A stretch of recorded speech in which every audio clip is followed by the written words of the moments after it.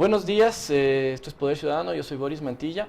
Este es un espacio ciudadano donde esperamos poder hablar de cosas que la prensa tradicional no se atreve a comentar. Hoy queremos comprender dónde se pudo haber ido todo ese dinero que aparece en las denuncias de las últimas semanas. Se habla de cerca de $1.000 millones solo en el sector petrolero, y los principales sospechosos aparecen desafiantes pidiendo que se les investigue, y en efecto ese dinero no es visible. ¿En dónde se lo guardó? ¿Cómo se hace para mover y esconder tales volúmenes de dinero? Para eso hemos invitado a un experto en la banca de inversiones de segundo piso. Es Juan Esteban Guarderas, abogado y financista, contribuyó en el plan de gobierno de Paco Moncayo, acaba de publicar el libro Deconstruyendo un plan de desgobierno, experto en fiscalidad internacional. Buenos días, Juan Esteban.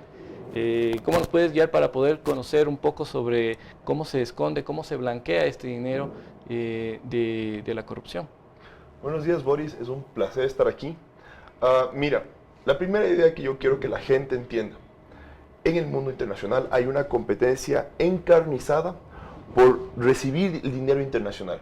Todos los países tienen interés en que sus bancos tengan mucha liquidez, porque mientras más plata tengan los bancos, a menor tasa de interés la van a ceder y van a prestar plata a sus empresas. Las empresas, al poder acceder más fácilmente y a menor tasa de interés, van a poder hacer más inversiones y la productividad sube. Entonces, todos los países quieren ser la plaza financiera de los millonarios, y están dispuestos a permitir instrumentos que brinden opacidad.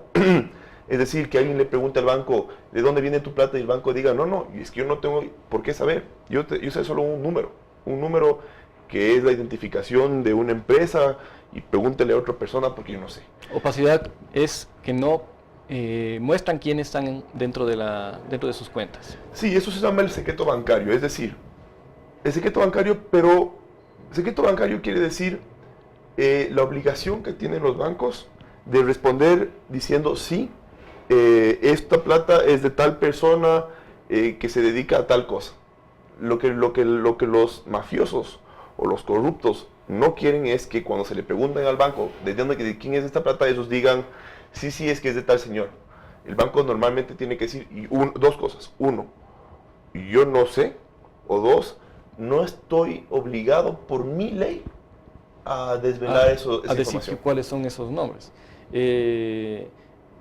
Entonces, probablemente en vez de haber utilizado Panama Offshore, o que es lo que se ve a través de Panama Papers, seguramente utilizaron alguno de estos bancos. ¿En qué países están este tipo de cuentas? ¿Qué bancas o qué jurisdicciones permiten este tipo de comportamiento bancario? Uy, muchísimas. Yo te podría decir que casi todas tienen, o sea, es muy raro encontrar una jurisdicción en donde no haya algunos instrumentos que permitan esconder dinero. Pensemos, por ejemplo, en un ejemplo muy puntual. Por ejemplo, el back-to-back.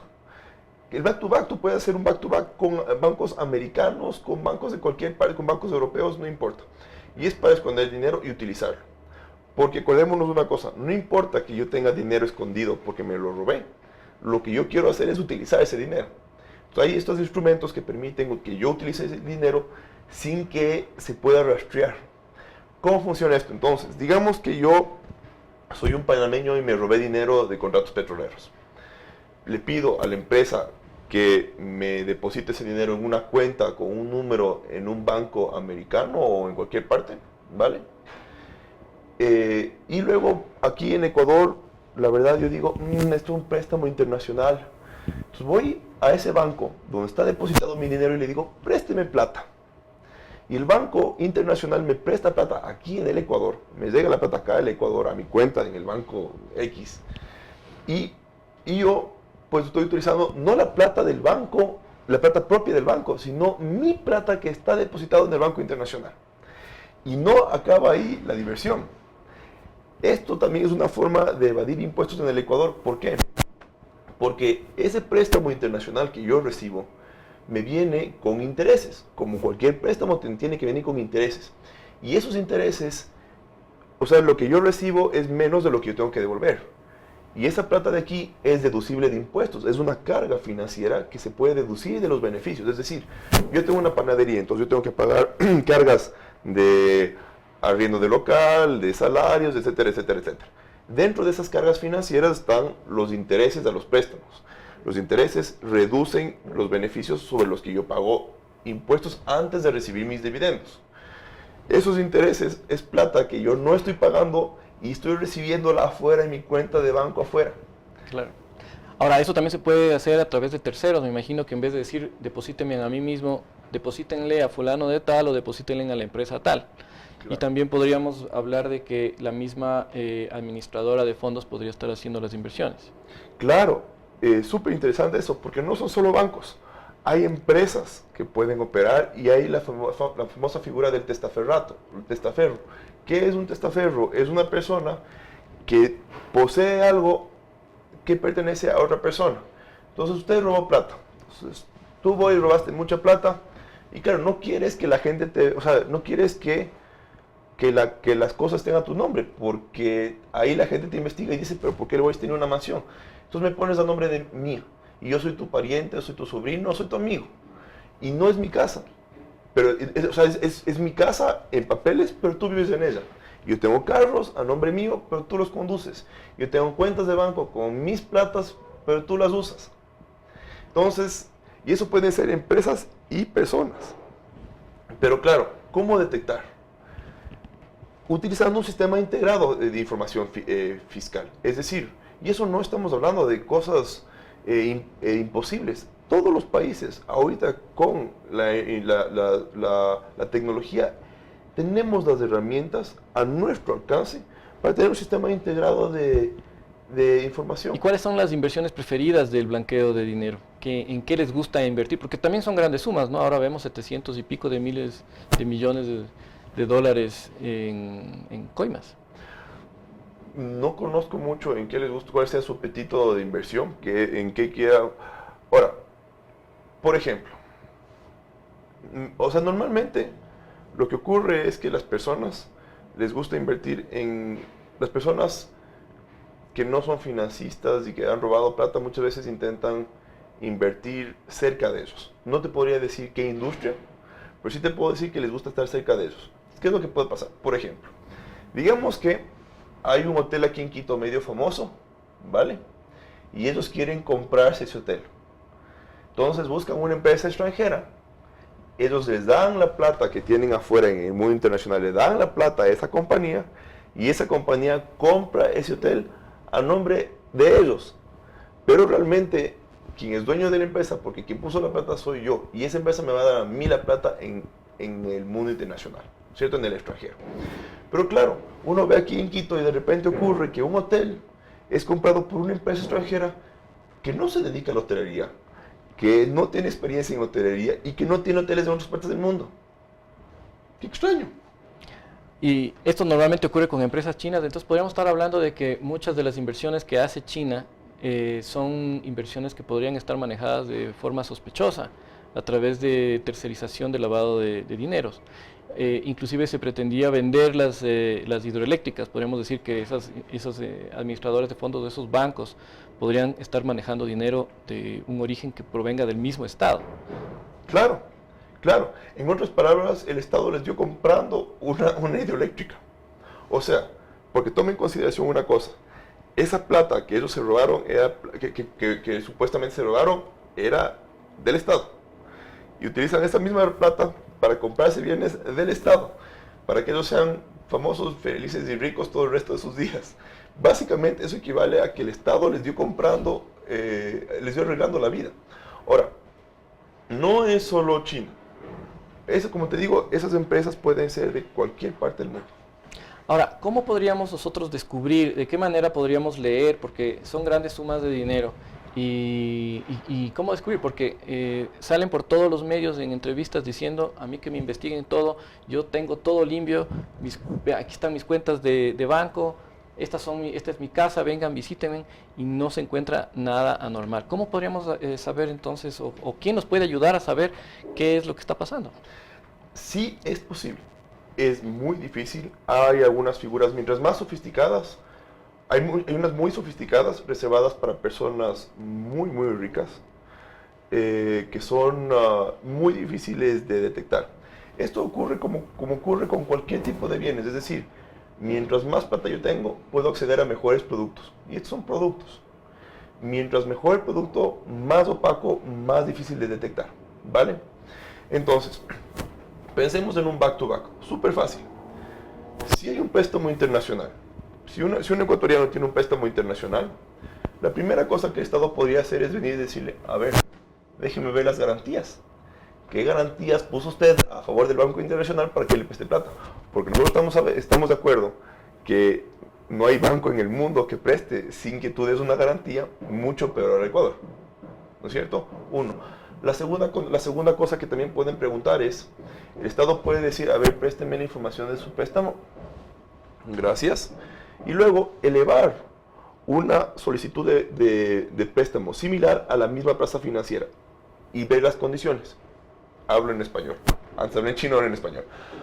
Por ejemplo, tú tienes un préstamo en Nueva York, ¿no es cierto? O en Singapur o en Hong Kong. Genial.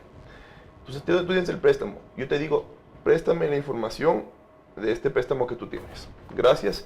Yo digo, a ver, una empresa de comunicaciones, que es la tuya, de tal tamaño, de tal cosa, quiere un préstamo de $2 millones. ¿A qué tasa y con qué condiciones nos da? Si es que las condiciones que te dieron a ti son mucho más favorables que la que me dan a mí en un banco de la misma plaza financiera, ahí yo puedo decir, uy, aquí hay gato encerrado. O sea, aquí ya huele a podrido. Ya, o sea que sí hay maneras sencillas de poder descubrir o al menos acercarse a estas personas. Y ahora, ¿qué figuras legales existen como para poder empezar a hacer acusaciones sobre ellos? Porque ahora si es que ya existe más de 1000 personas involucradas en problemas de coimas en el sector petrolero, existe la figura de la responsabilidad coadyuvante en la que esta responsabilidad recae en el que estaba a cargo del proyecto petrolero en el país. Sí, es súper interesante lo que tú preguntas. Ahí es el meollo del asunto, lo que queremos saber para saber cómo progresar como país. Mira, la responsabilidad coadyuvante se refiere específicamente a que yo opero a través de una empresa. Normalmente, tradicionalmente en derecho penal, tú no podías acusar a la empresa, sino a las personas que están en la empresa. Aquí, en la responsabilidad coadyuvante, tú puedes enjuiciarle penalmente a la empresa, cosa que es algo muy extraño. Y que en este caso, una institución del Estado. O un periódico. En este caso fue para un periódico. Por ejemplo, nosotros conocemos el caso del universo. Entonces, hay una premisa, hay un motto, hay una frase latina que dicen societas non delinquent potest, que quiere decir las sociedades, las empresas no pueden delinquir, son las personas que están atrás de las empresas las que delinquen. Pero yo quiero hablarte de la figura de la presunción, porque en derecho tributario hay la figura de la presunción. ¿Qué quiere decir esto? El Estado tiene una serie de indicios, ¿vale? De que tú tienes plata escondida. Por ejemplo, a ti te presta un banco tu plata. Eso se llama partes vinculadas, porque es tu plata, no es la plata de ellos. Entonces, el banco está vinculado a ti, entonces hay una vinculación, ¿vale?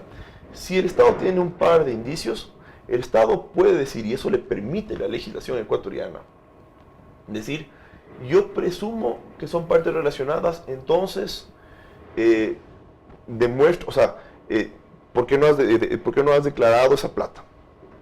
Pero no se le aplica suficientemente. Y es excelente, porque aquí, ¿qué es lo que pasa? La plata, o sea, la presunción me permite a mí no demostrar el 100% del hecho de que tú tengas plata afuera, sino que yo presumo, y te toca a ti, en un proceso, en un litigio, en un juicio, demostrarme a mí que esa plata no es tuya. Y ahí va lo chévere. Yo quiero saber qué banco se va a jugarse el pellejo en un juicio por un simple cuentaviente ecuatoriano. Una vez que se judicializan las cosas, una vez que el Estado dice, yo presumo que la plata que recibió este político de un préstamo internacional o que recibió este empresario de un préstamo internacional es en realidad un préstamo de partes vinculadas. Yo presumo eso y se van a juicio. Yo quiero ver cuándo los bancos se van a cuando los bancos van a decir no, realmente es mi plata, veamos en un juicio si es que se juegan en el pellejo por las personas. Claro, ahí se vuelve más grave. Bueno, te agradezco muchísimo, Juan Esteban, por tu tiempo y por tu explicación, que ha sido muy buena. Espero que haya sido muy clara para todo el público. Síganos, por favor, en Facebook y en YouTube, en Poder Ciudadano S, y en Twitter como Poder Ciu S. Muchas gracias, soy Boris Mantilla. Hasta luego. Muchas gracias.